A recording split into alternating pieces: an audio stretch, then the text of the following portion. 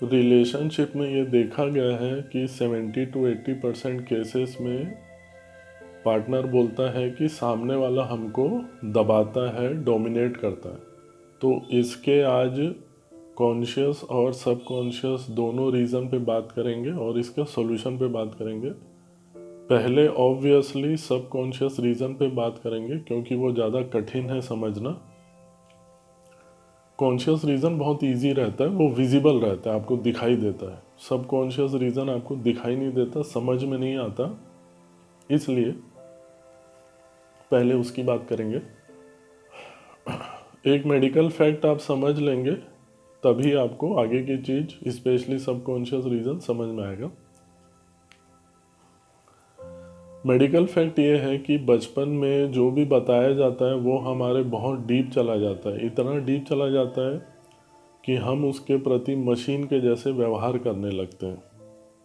इसको आप बेस बना के समझेंगे तो ही आपको सबकॉन्शियस रीज़न समझ में आएगा। पार्टनर क्यों दबाता है, उसका सबकॉन्शियस रीज़न ये है कि उसको मैं सिंप्लीफाई करने की कोशिश करूँगा। स्कूल में आपने देखा होगा कि जब परीक्षा देने जाते हैं तो कई बच्चे दूसरे बच्चे की साइकिल की हवा निकाल देते हैं ताकि वो परीक्षा देने ही न जा पाए। इस टाइप की बहुत सारी बच्चे हरकतें करते हैं ताकि सामने वाला परीक्षा देने जा ही न सके। तो फर्स्ट आने के दो उपाय हैं, दो तरीके रहते हैं। पहला कि आप अपनी इंटेलिजेंस से, बुद्धिमानी से आप फर्स्ट आए।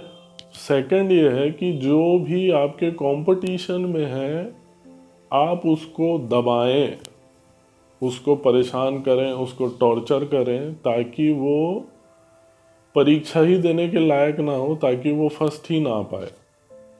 ये मैं एग्जांपल आपको इसलिए दे रहा हूँ, जैसे कि मैंने बताया बचपन वाली चीज़ें इतनी डीप चली जाती हैं कि हम उसके प्रति सेल्फ अवेयरनेस ज़ीरो हो जाता है और उसके प्रति मशीन के जैसे व्यवहार करने लगते हैं।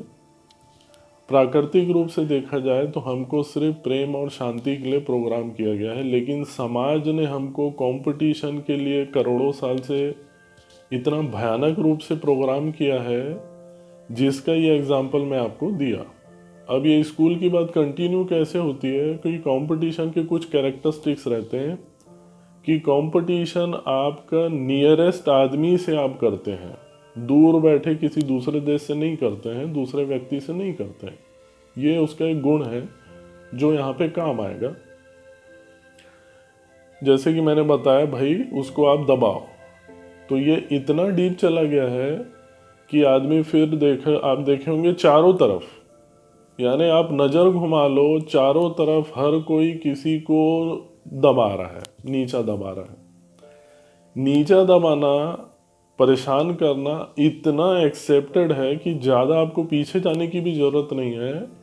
सिर्फ 100-150 साल आप पीछे जाएंगे तो एक राजा दूसरे प्रांत को विजय कैसे करता है भाई, वो उसको मार रहा है।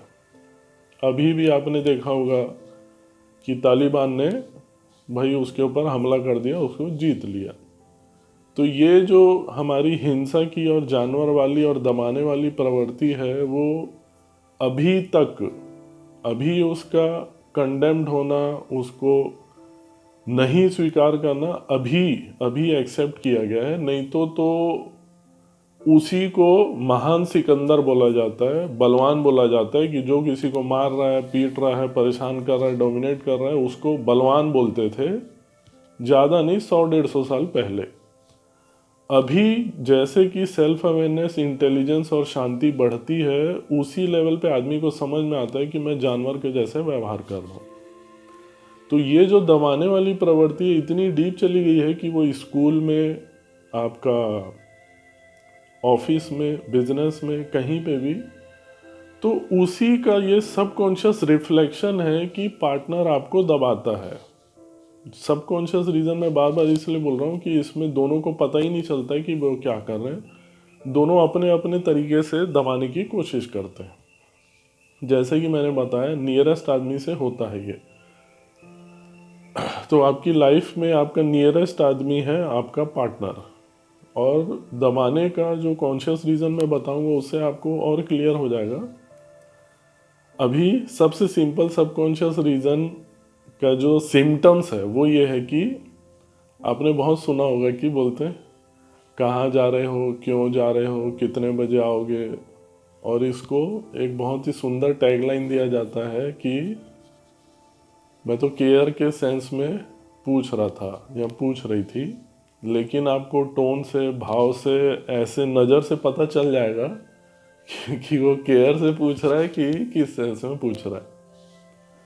तो इतनी डीप चली गई है दबाने की प्रवृत्ति, वो ही आपके रिलेशनशिप में दिखती है। ये तो हो गया सबकॉन्शियस रीज़न। अब कॉन्शियस रीज़न बहुत सिंपल है। भाई कोई गुस्सा कर रहा है तो ऑब्वियसली गुस्से का नेचर है कि गुस्से में आदमी सामने वाले को दबाता है। ईगो है, ईगो भी थोड़ा कठिन रहता है, वो दिखता नहीं है, वो 50-50 है, कभी दिखता है कभी नहीं दिखता है, तो ईगो की वजह से भी दबाते हैं। तो ये कुछ रीज़न है। कॉन्शियस रीज़न बहुत इजी है, आप कॉल करोगे आपका तुरंत रेक्टिफाई हो जाएगा।